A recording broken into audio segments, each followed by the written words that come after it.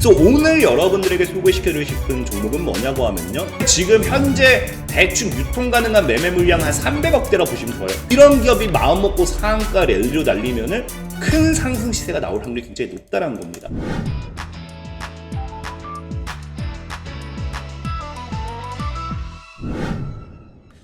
자, 모두들 반갑습니다.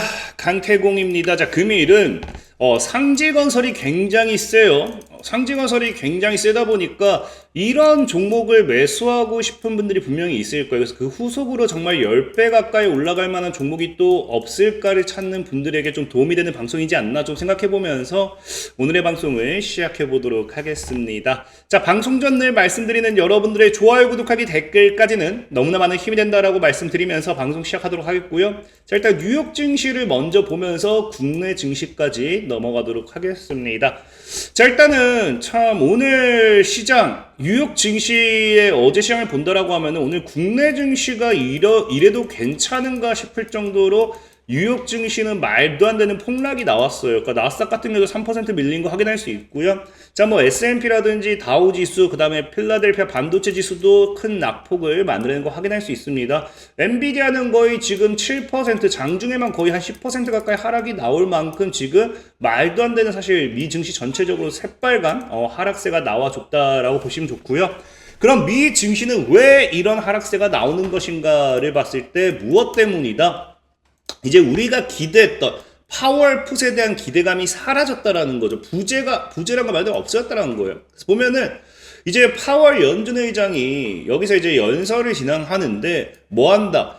도널드 트럼프 대통령의 관세 정책이 중앙은행의 도전 과제가 될 수 있다고 언급했습니다. 그러니까 도전이라는 건 말 그대로, 도전 과제라는 건 말 그대로 뭐예요? 이게 쉬우면 도전이다라는 표현을 안 쓰죠. 이게 굉장히 이 관세 정책이 연준에 있어서도 굉장히 어려운 숙제가 되었다라는 겁니다. 자, 그러면서 뭘 이야기해요? 지금 파월 의장 같은 경우는 올해 미국 경제에 대한 성장 전망이 지금 월가로부터 계속해서 하향 조정되고 있다라고 이야기를 하는데, 문제는 뭐다? 그 성장 전망이 하향이 되고 인플레이션에 대한 이런 압박이 커진다라고 하면은 기존에 우리가 기대했던 건 연준의 뭐였습니까? 금리 인하에 대한 기대감이었어요. 근데 이제는 뭐 하겠다? 금리 인하를 진행하지 않겠다라는 거예요. 실질적으로 현 상황에서 연준이 당장 기준금리를 조정하기보다는 현재 상황의 전개를 지켜보면서 신중하게 대응할 거다. 그러니까 사실상 지금까지는 이 관세 리스크로서 이제 증시가 폭락을 한다 하더라도 연준이 여기다가 이제 금리 인하를 통해서 어느 정도 안전지대를 만들어줄까 생각했는데 이 안전지대를 없애버렸다라는 거죠. 그러니까 지금 뉴욕 증시 같은 경우는 낙폭을 키우는 중이다라고 보시면 좋고요. 다만 지금 그럼에도 긍정적인 모멘텀은 나왔어요. 뭐다? 사실 소매 판매가 1.4% 증가하면서 예상치, 전망치를 상회했다고 합니다. 특히나 보면 알겠지만 2년 만에 가장 큰 폭으로 상승했기 때문에 어찌 보면 이것만 봤을 때는 굉장히 긍정적인 뉴스다라고 생각할 수도 있어요. 근데 문제는 뭐다? 이게 정상적인 상승이 아니라는 거죠. 우리가 영혼까지 끌어서 집을 산다라는 것처럼 이건 역시도 영혼까지 끌어가지고 이렇게 올라왔다라는 거예요. 보면 알다시피 뭐다? 이 트럼프 행정부가 관세 부과를 때리기 전에, 물가 상승하기 전에 사재기를 하기 위해 돈을 다 끌어다 쓴 거예요. 우리 옛날에 IMF 터지고 나서 뭐 했어요? 이 터진다 만다 했을 때 직전에 많은 사람들이 라면이라든지 생필품 쓸어 담았잖아요. 집에들 다 쌓아놨던 것들 기억하실 겁니다. 그런 것처럼 지금 미국에 이제 이 소비 관련되어 있는 부분에 있어서 뭐 하기 시작했다? 다 끌어다가 미리 사재기를 해뒀다라는 거예요. 이 말은 무슨 말이에요? 사재기를 했기 때문에 사실상 물가가 오르고 나면 이거를 다시 사는 사람이 없겠죠. 그럼 바로 다이렉트 급격하게 급락할 거기 때문에 사실 이런 단기간의 반등이 미 증시에 긍정적으로 볼 수는 없다라는 거예요. 그래서 사실상 지금 뉴욕 증시를 봤을 땐 굉장히 안 좋은 상황이다. 굉장히 불안정하다. 이거를 우리가 확인해 보실 수 있고요. 다만 그럼에도 우리나라 국내 증시를 본다라고 하면 뭐합니까? 진짜 이런 적이 있었나 싶을 정도로 뉴욕 증시가 거의 3% 밀렸는데 우리나라 국내 증시는 오늘 1% 이상 올라가주면서 결국엔 종가 마감을 0.94%에서 마무리를 때렸습니다. 근데 문제는 뭐냐? 왜 이런 상승이 나왔는지 여러분들 이해하셔야 되는 게, 보다시피 뭐예요? 외국인들은 내리 팔고 있어요. 그러니까 외국인들은 어쨌든 미국 증시의 하락 때문에 우리나라 국내 증시도 긍정적으로 보지는 않는다라는 거예요.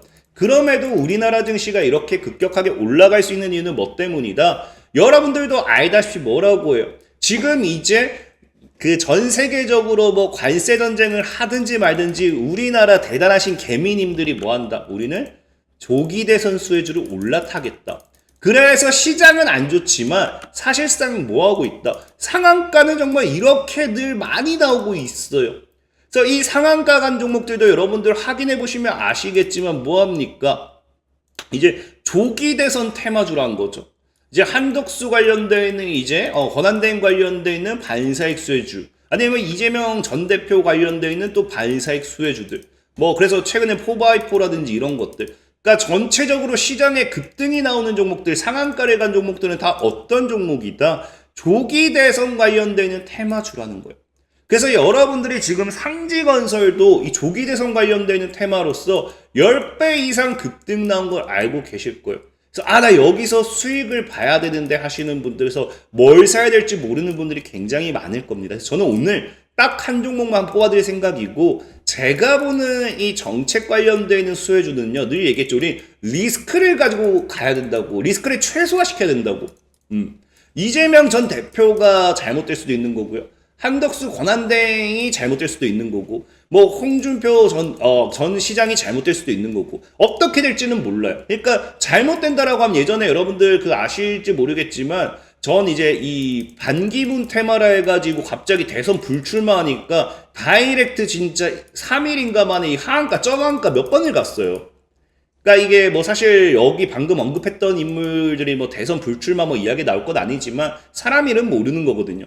그러니까 이 리스크를 최소화시킨다라고 하면은 공통된 분모를 가지고 가야 된다 했죠. 누가 되든지, 여당에서 누가 되든지 야당에서 누가 되든지 어쨌든 올라갈 수밖에 없는 복합 모멘텀. 그래서 이거 대표적인 게 뭐라 했어요? 저출산과 일자리라고 했었죠. 그래서 저출산과 일자리를 보라라고 과거부터 이야기를 했던 거고, 오늘은 좀 다른 쪽으로 이야기하고 싶은 게 뭐냐고 하면요, 최근에 이제 이재명 전 대표도 이야기한 게 뭐다? 당장 4월 17일에 나오죠. 뭐 한다? 임기 내에 무조건 세종 집무실 건립하겠다, 세종시로 이전하겠다라는 이야기는 꾸준하게 나오는 거예요. 근데 문제는 이게 야당에서만 얘기하고 있다라고 하면은 이거를 사세요라고 얘기하지 않아요. 근데 중요한 거는 지금 대통령실은 어디로든 이전을 하겠다라는 겁니다. 국민의힘도 그렇고 민주당도 그렇고 모두 용산을 떠나겠다라고 이미 밝힌 추세예요. 그러면서 과거부터 보면 국민의힘 같은 경우도 국회를 세종시로 완전 이전하겠다라는 이야기를 하는 거 보면은 이 세종시 이전에 대해서만큼은 반대하는 게 아니라는 겁니다. 그렇기 때문에 여야당의 공통정책이 세종시 이전이 될 확률이 굉장히 높고, 그럼 누가 되든지 세종시 이전 관련되어 있는 반사익 모멘텀은 굉장히 커질 수밖에 없다라는 거예요. 특히나 이런 분위기 때문에 대놓고 이제 세종시 시장이 뭐까지 합니까? 행정수도를 완성하기 위한 대선 공약 26개 과제를 건의를 해요. 심지어 이걸 뭐 대통령 후보도 아니고 세종시 시장이 이렇게 해주세요라고 건의를 합니다. 그래서 이 정도 하면은 그냥 세종시 완전 행정수도 될 수 있다라고 하면서 뭐 여러분들 궁금하면 일시 정지하고 한번 보시면 돼요.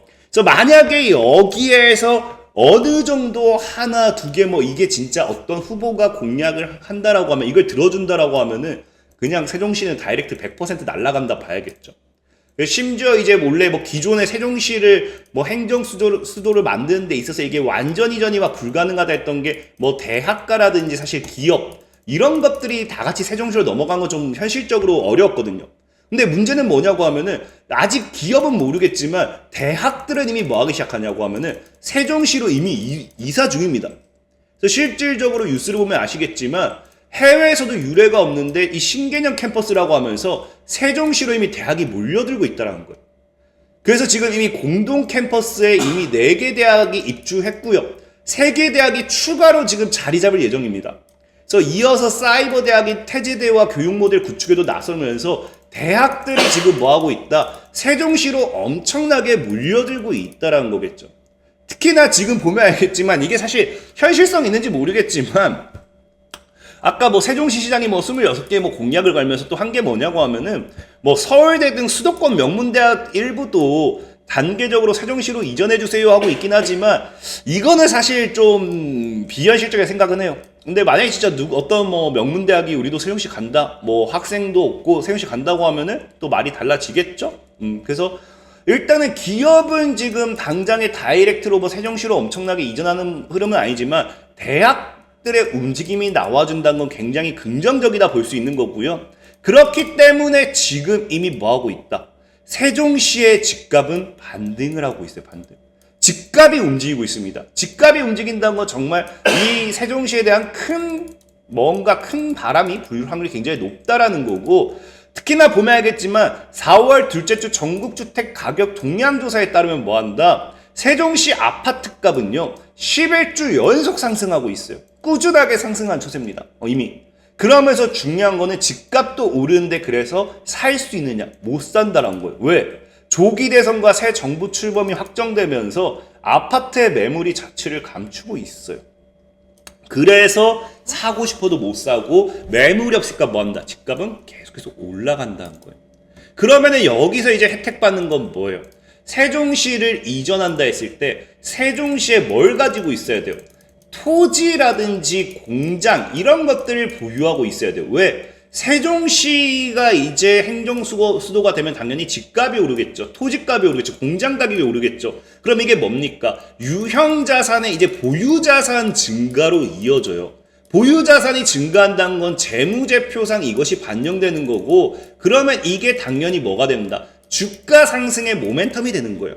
그래서 여러분들이 알고 있는 세종시 관련되는 수혜주는 뭐한다? 다 세종시에 공장이 있든지 뭐가 있어요. 하다못해 세종시에 인접해 있는 대전이라든지 세종시 근처에 뭐가 되어 있다. 왜? 세종시가 오르면 근처 집값도 오르기 때문에 그 근처에라도 공장을 보유하고 있는 기업이 올라간다는 거예요.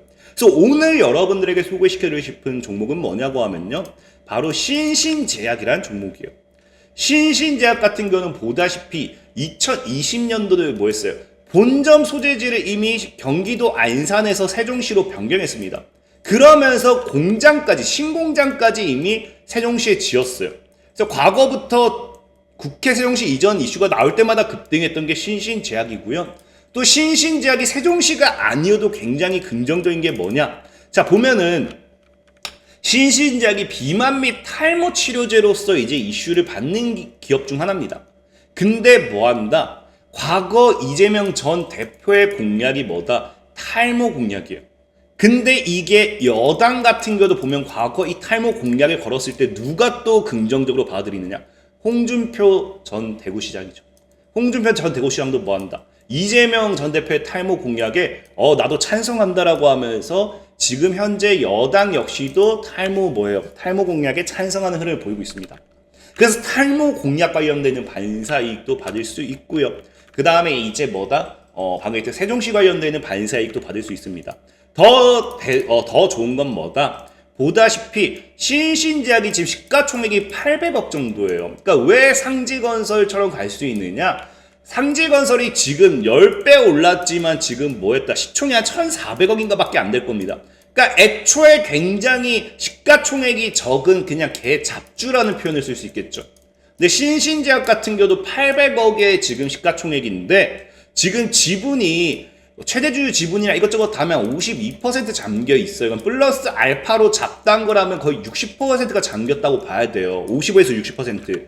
그러면 지금 현재 대충 유통 가능한 매매 물량 한 300억대라 보시면 좋아요. 굉장히 유통 물량이 적죠. 그래서 이런 기업이 마음먹고 상한가 랠리로 날리면은 큰 상승 시세가 나올 확률이 굉장히 높다는 겁니다. 특히나 이제 현재 차트를 봤을 때도 과거 여기서 저점을 올리고 지금 다시 박스권을 만들었죠. 이 7,000원을 강하게 돌파하면은 그 다음 열린 자리는 12,000원, 그 다음 또 신고가까지 얼마나 갈지도 이제 우리가 장담할 수 없는 게 신신제약이다. 그래서 이번 세종시 관련되어 있는 모멘텀으로서 굉장히 크게 올라갈 수도 있지 않을까 좀 말씀드리면서 오늘 방송 마무리하도록 하겠습니다. 자, 지금까지 강태공이었고요. 여러분들 좋아요, 구독하기, 댓글까지는 너무나 많은 힘이 된다 말씀드리면서 자, 모두들 안녕.